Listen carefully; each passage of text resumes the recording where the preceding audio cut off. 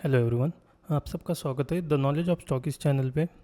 इस वीडियो में आज का ट्रेड और डिस्कस करेंगे और एनालिसिस करेंगे कल के लिए, मार्केट के लिए। देखो, आज मेरा 2400 का कुछ लॉस हुआ है। 3 ट्रेड लिए थे, 3 एसएल गए थे मेरे। देखते हो कैसे हुआ था। तो देखो क्या हुआ। वो 5 मिनट में मैंने ट्रेड टाइम फ्रेम लगाया था। मार्केट ज़रा वोलाटाइल था। ये वाला वोलाटिलिटी ज़रा ज़्यादा थी और मेरा डायरेक्शन जो था वो पुट की तरफ था मेरा। फर्स्ट ट्रेड डिस्कस करते और बाद में एनालिसिस करते। तो मेरा जो डायरेक्शन था वो पुट की तरफ था। क्या पुट की तरफ? देखो, यहाँ से मार्केट 1 कैंडल में यहाँ तक गया, लेकिन यहाँ से ये फॉलो थ्रू नीचे की तरफ देने लगा। और जब ये क्रॉस कर रहा था तो यहाँ पे मैंने एक पुट की तरफ प्रोबेबिलिटी के ऊपर एक ट्रेड लिया था। अगर इसने ये वाला क्रॉस किया होता तो अच्छा खासा प्रॉफिट मिलता, इसलिए प्रोबेबिलिटी के ऊपर ट्रेड किया था। ये सेल कुछ ज़्यादा बड़ा नहीं रखा था, ये सेल यहाँ तक ही रखा था। पुट साइड में ज़्यादा ये सेल बड़ा रखता नहीं। तो इसने एक ए सेल हिट कर दिया यहाँ पे। 700 या 800 का लॉस था।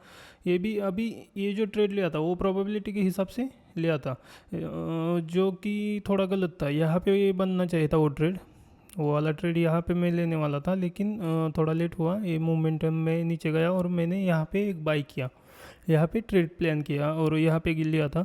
तो ये ऐसे हिट हो गया। दूसरा देखो, आज का दूसरा एसएल इस वाले 5 EMA पे हिट हुआ था। क्या इस वाले 5 EMA पे? ये वाला जो 5 EMA, वहाँ पे एक एसएल, मेरा दूसरा एसएल गया। तो आज मैंने 2 एसएल लिए थे, एक्चुअली 3 ट्रेड लिए थे। यहाँ कहाँ पे? और तीसरा ट्रेड नहीं, देखो सॉरी, इस वाले 5 EMA, यहाँ पे एक 5 EMA बना था, यहाँ पे एक एसएल गया और यहाँ पे एक। ऐसे टोटल 3 ट्रेड में एसएल गए और 2000 का कुछ 2400 का समथिंग लॉस था आज का।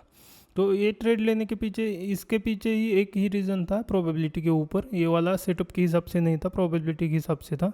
तो ये एसएल इसलिए इसमें क्वांटिटी कम प्लान की थी।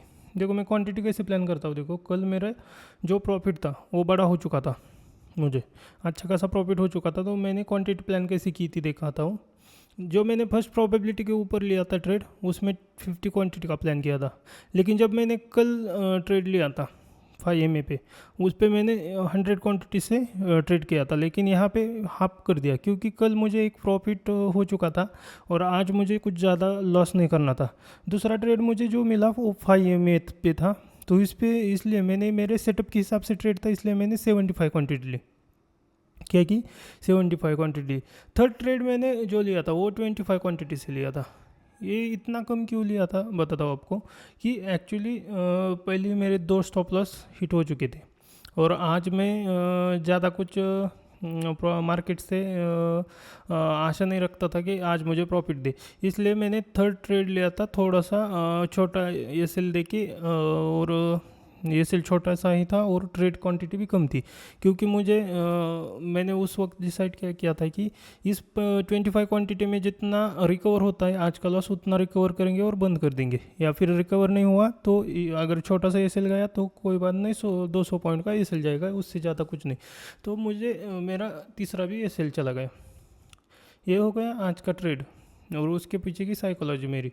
और अभी आज का कल के लिए मार्केट एनालिसिस देखते हैं। पहले डे कैंडल में देखेंगे हम। देखो, डे कैंडल में इसने ग्रीन कैंडल बनाने की कोशिश की थी। क्या की? ग्रीन कैंडल बनाने की कोशिश की, लेकिन ऊपर के लेवल पे सस्टेन नहीं कर पा रहा मार्केट। और इसने फिर से ग्रेविस्टोन डोजी या फिर इन्वर्टेड हैमर्स, ग्रेविस्टोन डोजी नहीं, इन्वर्टेड हैमर बनाया है डे कैंडल में। तो हमारा कल का ट्रेड प्लान जो होगा वो कैसा होगा दिखाता हूँ आपको। 50 मिनट में हम ट्रेड प्लान करेंगे। अगर मार्केट इस कैंडल के लेवल के नीचे ट्रेड करना चालू किए, 24,380 के लेवल के नीचे ट्रेड करना चालू किए, तो हम पुट साइड एंट्री करेंगे।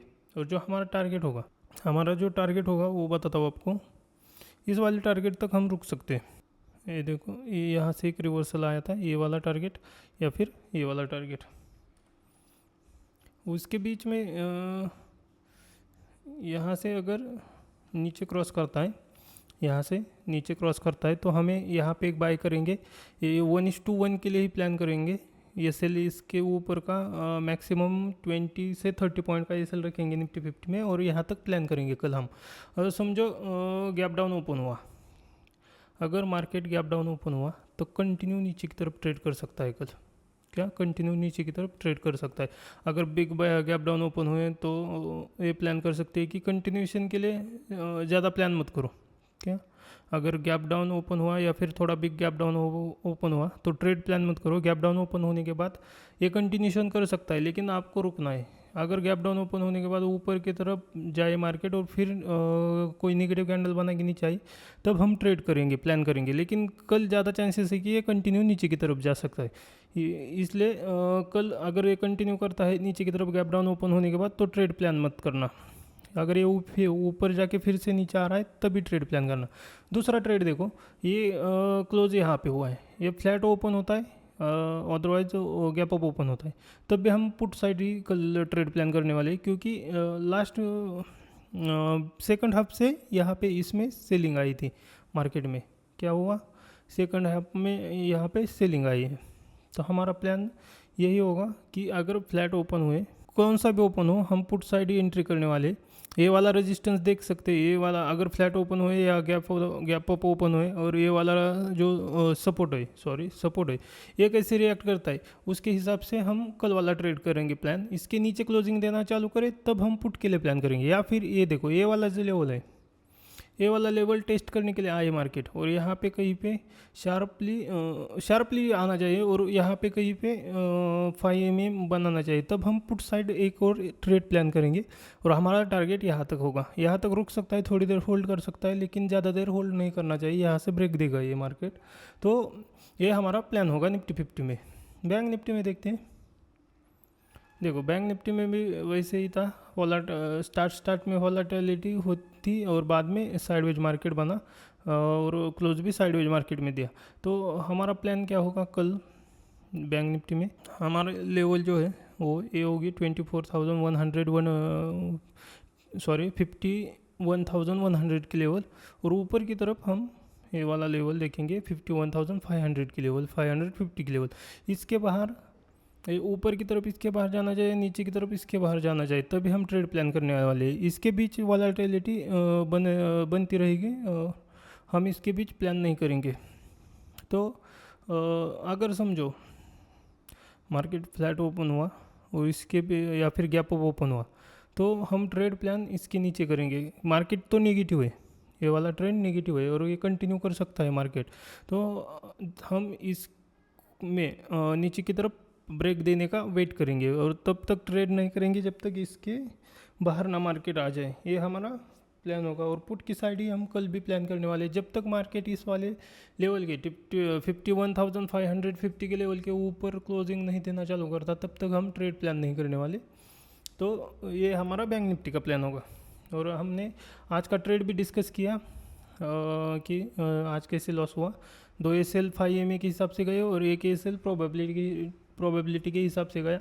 तो कोई बात नहीं, लॉस होता है तो होने दो, लेकिन लॉस लिमिट में होना चाहिए, लॉस लिमिट से बाहर जाना नहीं चाहिए। और आज मैंने वैसे भी प्लान किया था कि कल के प्रॉफिट के 20% के आसपास मैं लॉस लूँगा, और थोड़ा ज़्यादा हुआ है, लेकिन इतना चलता है क्योंकि आज फ्लक्चुएशन था मार्केट में, तो कैंडल बड़े ही बना रहा था, तो ये उसके चक्कर में लॉस गया इतना।